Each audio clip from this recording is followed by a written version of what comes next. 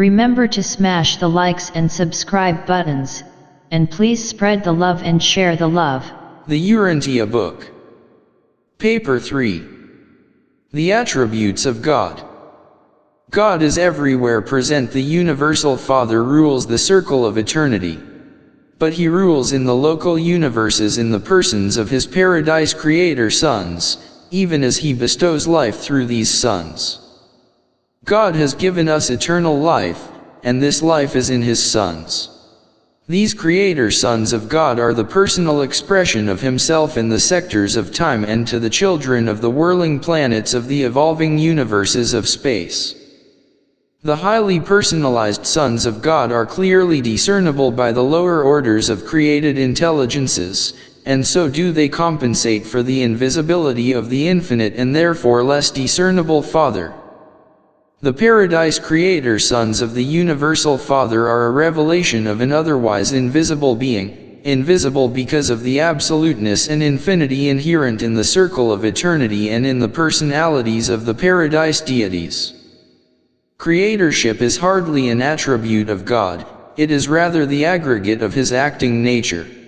And this universal function of creatorship is eternally manifested as it is conditioned and controlled by all the coordinated attributes of the infinite and divine reality of the first source and center.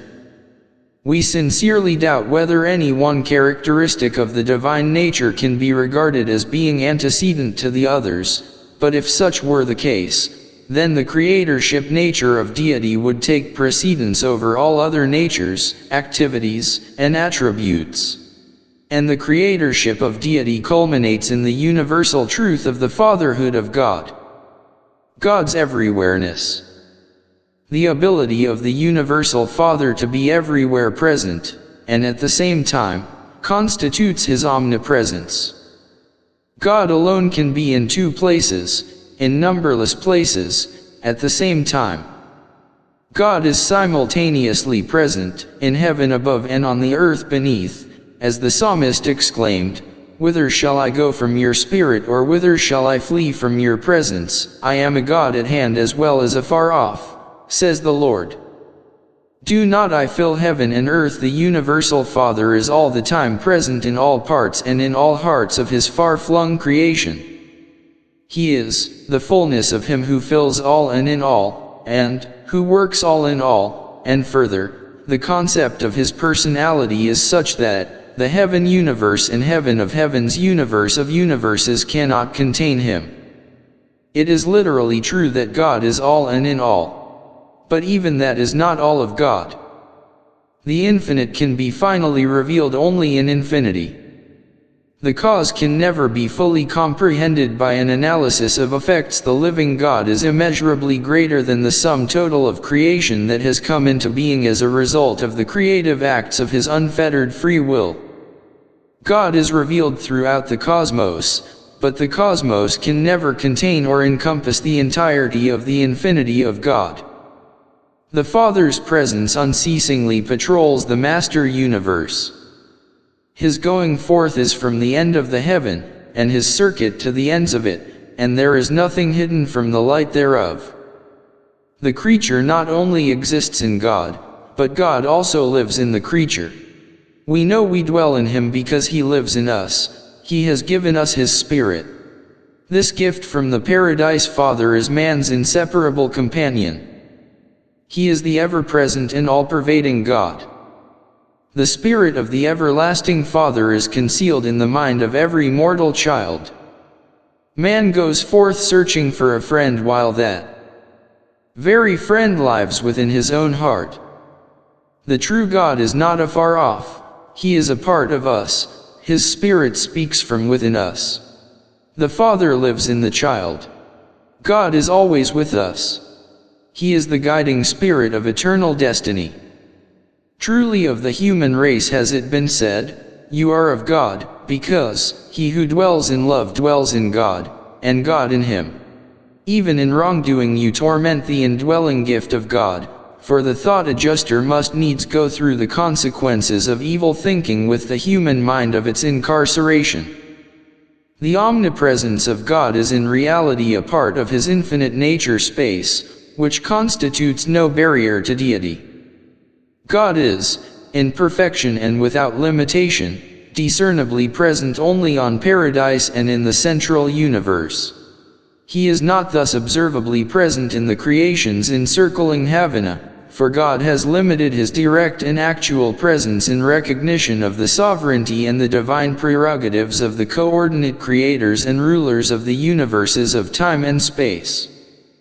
Hence must the concept of the divine presence allow for a wide range of both mode and channel of manifestation, embracing the presence circuits of the Eternal Son, the Infinite Spirit, and the Isle of Paradise. Nor is it always possible to distinguish between the presence of the Universal Father and the actions of his eternal coordinates and agencies, so perfectly do they fulfill all the infinite requirements of his unchanging purpose. But not so with the personality circuit and the adjusters. Here God acts uniquely, directly, and exclusively. The universal controller is potentially present in the gravity circuits of the Isle of Paradise in all parts of the universe at all times and in the same degree, in accordance with the mass, in response to the physical demands for this presence, and because of the inherent nature of all creation which causes all things to adhere and consist in him. Likewise is the first source and center potentially present in the unqualified absolute, the repository of the uncreated universes of the eternal future. God thus potentially pervades the physical universes of the past, present, and future. He is the primordial foundation of the coherence of the so-called material creation. This non-spiritual deity potential becomes actual here and there throughout the level of physical existences by the inexplicable intrusion of some one of his exclusive agencies upon the stage of universe action. The mind presence of God is correlated with the absolute mind of the conjoint actor, the infinite spirit, but in the finite creations it is better discerned in the everywhere functioning of the cosmic mind of the paradise master spirits. Just as the first source and center is potentially present in the mind circuits of the conjoint actor, so is he potentially present in the tensions of the universal absolute. But mind of the human order is a bestowal of the daughters of the conjoint actor, the divine ministers of the evolving universes. The everywhere present spirit of the Universal Father is coordinated with the function of the universal spirit presence of the Eternal Son and the everlasting divine potential of the Deity Absolute. But neither the spiritual activity of the Eternal Son and his paradise sons nor the mind bestowals of the Infinite Spirit seem to exclude the direct action of the thought adjusters, the indwelling fragments of God, in the hearts of his creature children.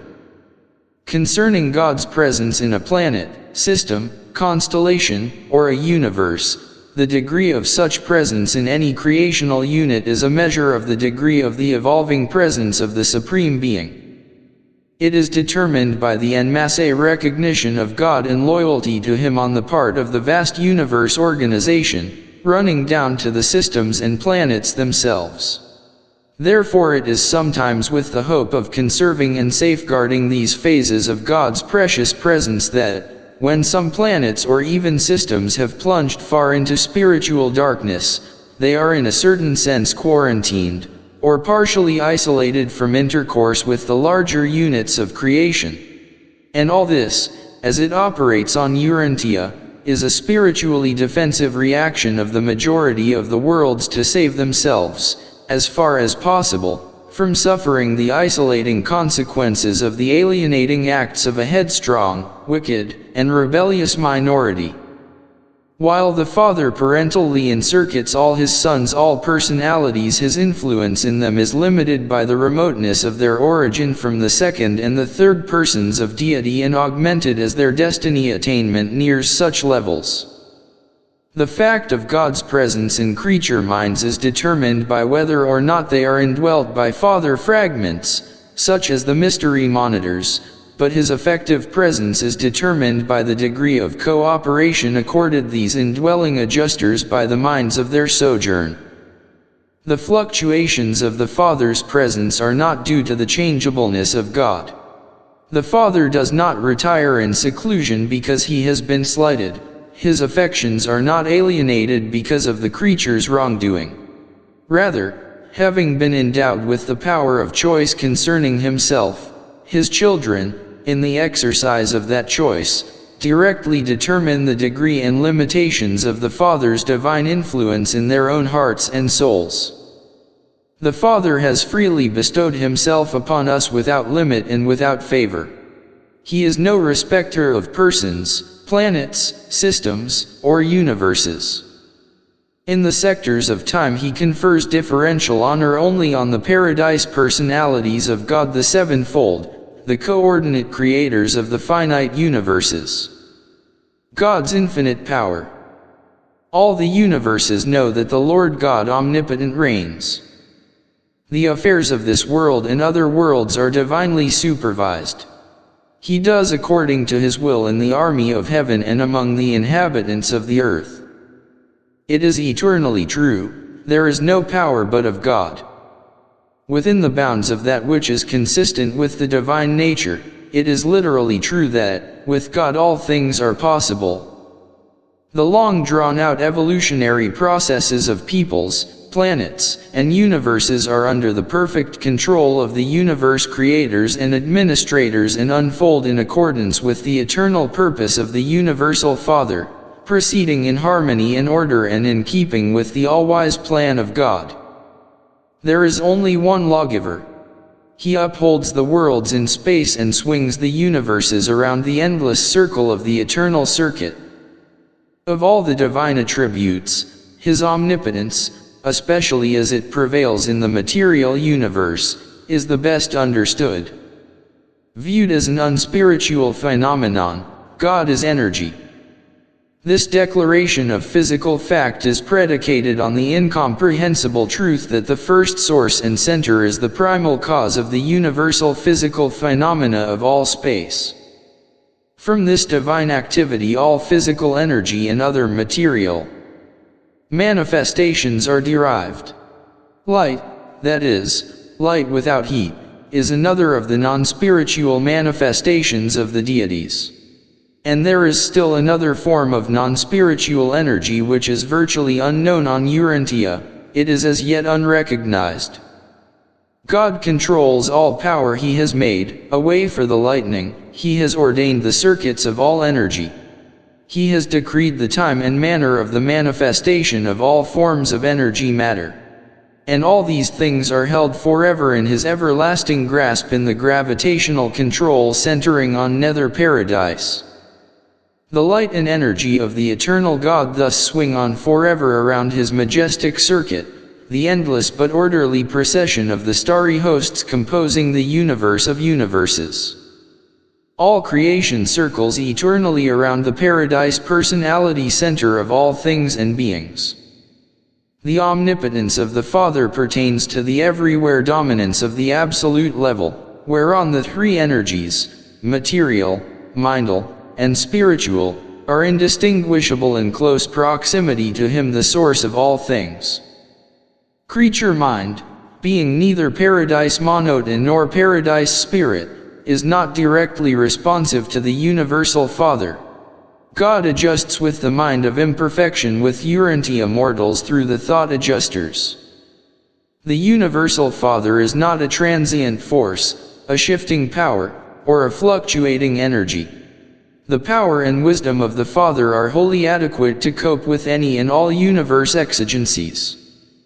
As the emergencies of human experience arise, he has foreseen them all, and therefore he does not react to the affairs of the universe in a detached way but rather in accordance with the dictates of eternal wisdom and in consonance with the mandates of infinite judgment. Regardless of appearances, the power of God is not functioning in the universe as a blind force. Situations do arise in which it appears that emergency rulings have been made, that natural laws have been suspended, that misadaptations have been recognized, and that an effort is being made to rectify the situation, but such is not the case. Such concepts of God have their origin in the limited range of your viewpoint, in the finiteness of your comprehension, and in the circumscribed scope of your survey. Such misunderstanding of God is due to the profound ignorance you enjoy regarding the existence of the higher laws of the realm, the magnitude of the Father's character, the infinity of his attributes, and the fact of his free willness. The planetary creatures of God's Spirit indwelling, scattered hither and yon throughout the universes of space, are so nearly infinite in number and order, their intellects are so diverse, their minds are so limited and sometimes so gross, their vision is so curtailed and localized, that it is almost impossible to formulate generalizations of law adequately expressive of the Father's infinite attributes and at the same time to any degree comprehensible to these created intelligences. Therefore, to you the creature, many of the acts of the all-powerful Creator seem to be arbitrary, detached, and not infrequently heartless and cruel. But again I assure you that this is not true. God's doings are all purposeful, intelligent, wise, kind, and eternally considerate of the best good, not always of an individual being, an individual race, an individual planet, or even an individual universe, but they are for the welfare and best good of all concerned, from the lowest to the highest. In the epochs of time the welfare of the part may sometimes appear to differ from the welfare of the whole. In the circle of eternity such apparent differences are non-existent. We are all a part of the family of God, and we must therefore sometimes share in the family discipline. Many of the acts of God which so disturb and confuse us are the result of the decisions and final rulings of all wisdom, empowering the conjoint actor to execute the choosing of the infallible will of the infinite mind, to enforce the decisions of the personality of perfection, whose survey, vision, and solicitude embrace the highest and eternal welfare of all his vast and far-flung creation.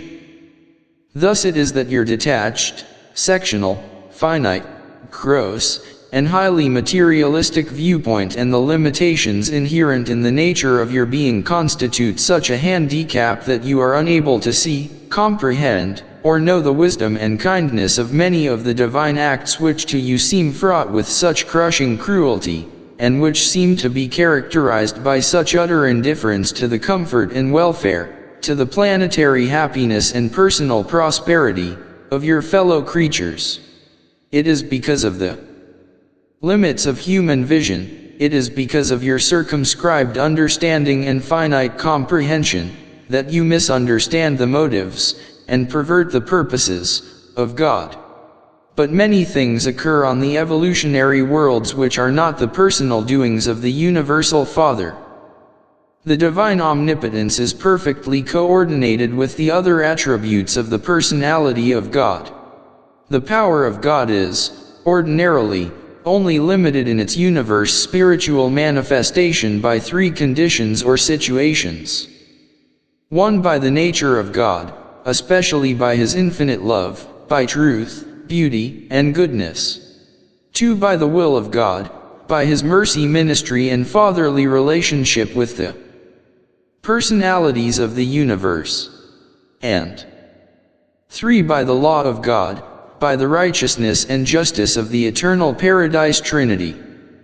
God is unlimited in power, divine in nature, final in will, infinite in attributes, eternal in wisdom, and absolute in reality. But all these characteristics of the Universal Father are unified in deity and universally expressed in the Paradise Trinity and in the divine sons of the Trinity. Otherwise, outside of paradise and the central universe of Havana, everything pertaining to God is limited by the evolutionary presence of the Supreme, conditioned by the eventuating presence of the Ultimate, and coordinated by the three existential absolutes: deity, universal, and unqualified. And God's presence is thus limited because such is the will of God. God's universal knowledge. God knows all things. The divine mind is conscious of, and conversant with, the thought of all creation. His knowledge of events is universal and perfect.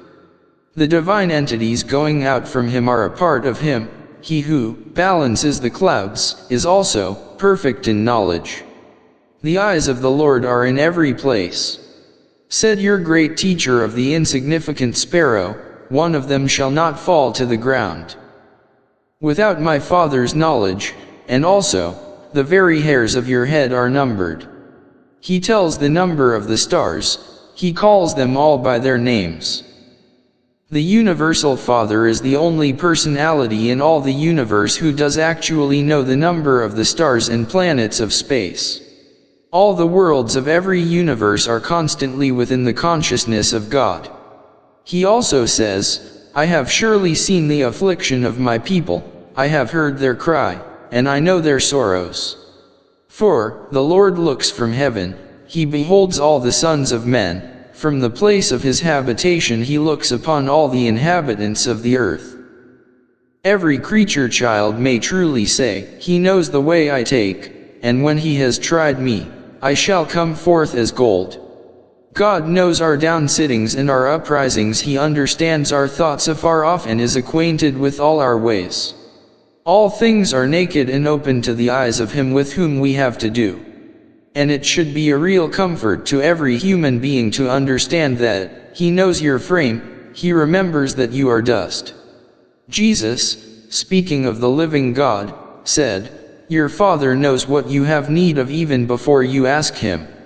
God is possessed of unlimited power to know all things, his consciousness is universal. His personal circuit encompasses all personalities, and his knowledge of even the lowly creatures is supplemented indirectly through the descending series of divine sons and directly through the indwelling thought adjusters. And furthermore, the infinite spirit is all the time everywhere present.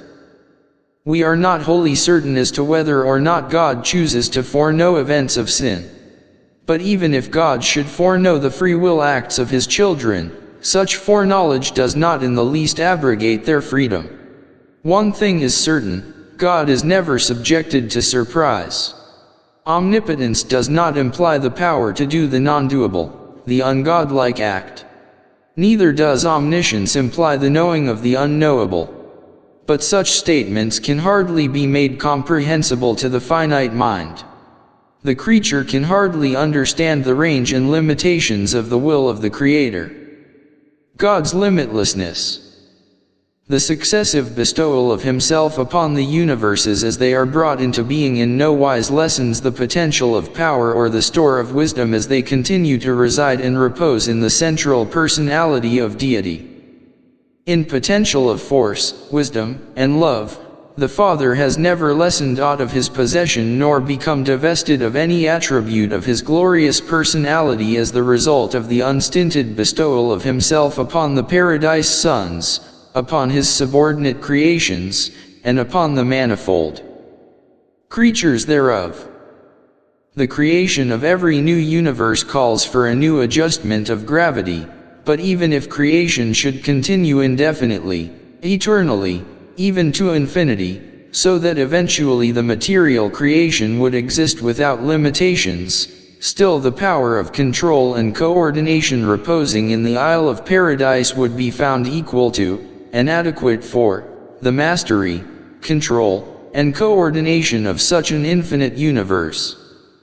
And subsequent to this bestowal of limitless force and power upon a boundless universe, the infinite would still be surcharged with the same degree of force and energy. The unqualified absolute would still be undiminished. God would still possess the same infinite potential, just as if force, energy, and power had never been poured forth for the endowment of universe upon universe.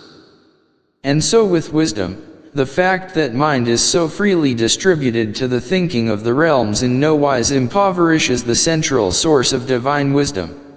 As the universes multiply, and beings of the realms increase in number to the limits of comprehension, if mind continues without end to be bestowed upon these beings of high and low estate, still will God's central personality continue to embrace the same eternal, infinite, and all-wise mind. The fact that he sends forth spirit messengers from himself to indwell the men and women of your world and other worlds in no wise lessens his ability to function as a divine and all-powerful spirit personality, and there is absolutely no limit to the extent or number of such spirit monitors which he can and may send out. This giving of himself to his creatures creates a boundless, almost inconceivable future possibility of progressive and successive existences for these divinely endowed mortals. And this prodigal distribution of himself as these ministering spirit entities in no manner diminishes the wisdom and perfection of truth and knowledge which repose in the person of the all-wise, all-knowing, and all-powerful Father. To the mortals of time there is a future, but God inhabits eternity. Even though I hail from near the very abiding place of deity, I cannot presume to speak with perfection of understanding concerning the infinity of many of the divine attributes. Infinity of mind alone can fully comprehend infinity of existence and eternity of action.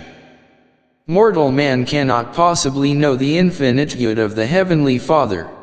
Finite mind cannot think through such an absolute truth or fact. But this same finite human being can actually literally experience the full and undiminished impact of such an infinite Father's love. Such a love can be truly experienced, albeit while quality of experience is unlimited, quantity of such an experience is strictly limited by the human capacity for spiritual receptivity and by the associated capacity to love the Father in return. Finite appreciation of infinite qualities far transcends the logically limited capacities of the creature because of the fact that mortal man is made in the image of God. There lives within him a fragment of infinity. Therefore man's nearest and dearest approach to God is by and through love, for God is love. And all of such a unique relationship is an actual experience in cosmic sociology, the creator-creature relationship, the father-child affection. The Father's supreme rule. In his contact with the post-Havana creations, the Universal Father does not exercise his infinite power and final authority by direct transmittal but rather through his sons and their subordinate personalities. And God does all this of his own free will. Any and all powers delegated, if occasion should arise, if it should become the choice of the divine mind, could be exercised direct. But, as a rule, such action only takes place as a result of the failure of the delegated personality to fulfill the divine trust. At such times and in the face of such default and within the limits of the reservation of divine power and potential, the Father does act independently and in accordance with the mandates of his own choice, and that choice is always one of unfailing perfection and infinite wisdom. The Father rules through his sons. On down through the universe organization there is an unbroken chain of rulers ending with the planetary princes, who direct the destinies of the evolutionary spheres of the Father's vast domains. It is no mere poetic expression that exclaims, "The earth is the Lord's and the fullness thereof." He removes kings and sets up kings. The Most High's rule in the kingdoms of men. In the affairs of men's hearts the Universal Father may not always have his way, but in the conduct and destiny of a planet the divine plan prevails, the eternal purpose of wisdom and love triumphs. Said Jesus, "My Father, who gave them to me, is greater than all, and no one is able to pluck them out of my Father's hand." As you glimpse the manifold workings and view the staggering immensity of God's well-nigh limitless creation, you may falter in your concept of his primacy, but you should not fail to accept him as securely and everlastingly enthroned at the paradise center of all things and as the beneficent Father of all intelligent beings. There is but one God and Father of all, who is above all and in all, and he is before all things, and in him all things consist. The uncertainties of life and the vicissitudes of existence do not in any manner contradict the concept of the universal sovereignty of God. All evolutionary creature life is beset by certain inevitabilities. Consider the following. 1 is courage, strength of character desirable, then must man be reared in an environment which necessitates grappling with hardships and reacting to disappointments. 2 is altruism, service of one's fellows desirable, then must life experience provide for encountering situations of social inequality. 3 is hope, the grandeur of trust desirable, then human existence must constantly be confronted with insecurities and recurrent uncertainties. 4 is faith, the supreme assertion of human thought desirable, mind of man find itself in that troublesome predicament where it ever knows less than it can believe. 5 is the love of truth and the willingness to go wherever it leads, desirable, then must man grow up in a world where error is present and falsehood always possible. 6 is idealism, the approaching concept of the divine desirable, then must man struggle in an environment of relative goodness and beauty, surroundings stimulative of the irrepressible reach for better things. 7 is loyalty, devotion to highest duty desirable, then must man carry on amid the possibilities of betrayal and desertion. The valor of devotion to duty consists in the implied danger of default. 8 is unselfishness, the spirit of self-forgetfulness desirable, then must mortal man live face to face with the incessant clamoring of an inescapable self for recognition and honor. Man could not dynamically choose the divine life if there were no self-life to forsake. Man could never lay saving hold on righteousness if there were no potential evil to exalt and differentiate the good by contrast. 9 is pleasure, the satisfaction of happiness desirable, then must man live in a world where the alternative of pain and the likelihood of suffering are ever-present experiential possibilities. Throughout the universe, every unit is regarded as a part of the whole. Survival of the part is dependent on cooperation with the plan and purpose of the whole, the wholehearted desire and perfect willingness to do the Father's divine will. The only evolutionary world without error, the possibility of unwise judgment, would be a world without free intelligence. In the Havana universe there are a billion perfect worlds with their perfect inhabitants, but evolving man must be fallible if he is to be free. Free and inexperienced intelligence cannot possibly at first be uniformly wise. The possibility of mistaken judgment evil becomes sin only when the human will consciously endorses and knowingly embraces a deliberate immoral judgment. The full appreciation of truth, beauty, and goodness is inherent in the perfection of the divine universe. The inhabitants of the Havana worlds do not require the potential of relative value levels as a choice stimulus. Such perfect beings are able to identify and choose the good in the absence of all contrastive and thought-compelling moral situations. But all such perfect beings are, in moral nature and spiritual status, what they are by virtue of the fact of existence. They have experientially earned advancement only within their inherent status. Mortal man earns even his status as an ascension candidate by his own faith and hope. Everything divine which the human mind grasps and the human soul acquires is an experiential attainment. It is a reality of personal experience and is therefore a unique possession in contrast to the inherent goodness and righteousness of the inerrant personalities of Havana. The creatures of Havana are naturally brave, but they are not courageous in the human sense. They are innately kind and considerate, but hardly altruistic in the human way. They are expectant of a pleasant future, but not hopeful in the exquisite manner of the trusting mortal of the uncertain evolutionary spheres. They have faith in the stability of the universe, but they are utter strangers to that saving faith whereby mortal man climbs from the status of an animal up to the portals of paradise. They love the truth, but they know nothing of its soul-saving qualities. They are idealists, but they were born that way.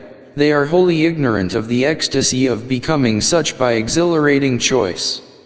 They are loyal, but they have never experienced the thrill of wholehearted and intelligent devotion to duty in the face of temptation to default. They are unselfish, but they never gain such levels of experience by the magnificent conquest of a belligerent self. They enjoy pleasure, but they do not comprehend the sweetness of the pleasure escape. The Father's primacy.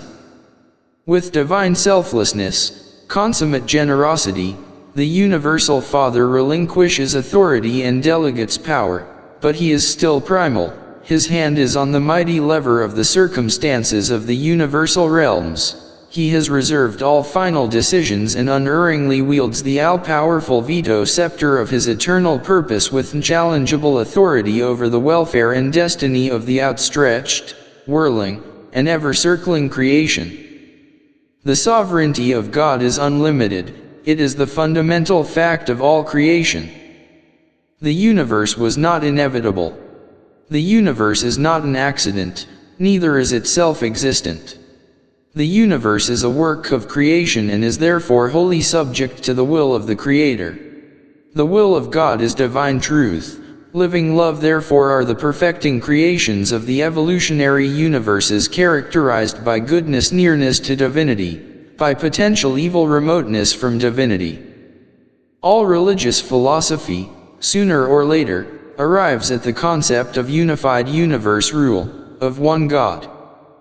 Universe causes cannot be lower than universe effects.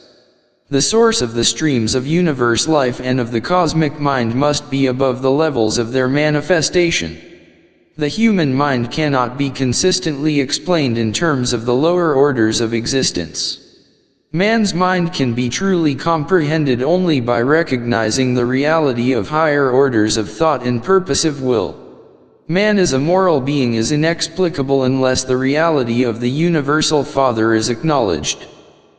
The mechanistic philosopher professes to reject the idea of a universal and sovereign will, the very sovereign will whose activity in the elaboration of universe laws he so deeply reverences.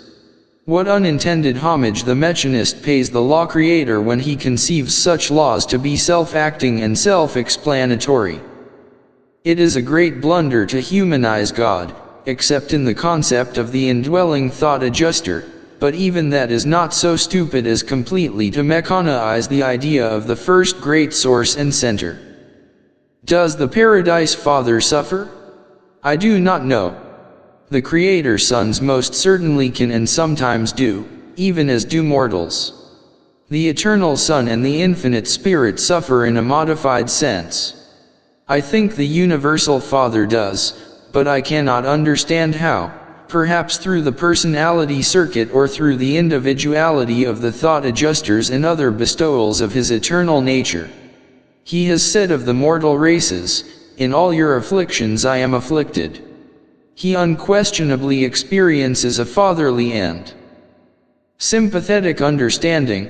He may truly suffer, but I do not comprehend the nature thereof. The infinite and eternal ruler of the universe of universes is power, form, energy, process, pattern, principle, presence, and idealized reality. But he is more, he is personal, he exercises a sovereign will, experiences self-consciousness of divinity, executes the mandates of a creative mind, pursues the satisfaction of the realization of an eternal purpose, and manifests a father's love and affection for his universe children. And all these more personal traits of the Father can be better understood by observing them as they were revealed in the bestowal life of Michael, your Creator Son, while he was incarnated on Urantia.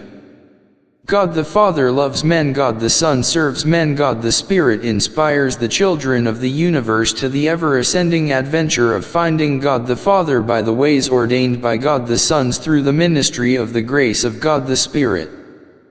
Being the divine counselor assigned to the presentation of the revelation of the universal Father, I have continued with this statement of the attributes of deity. Remember to smash the likes and subscribe buttons, and please spread the love and share the love.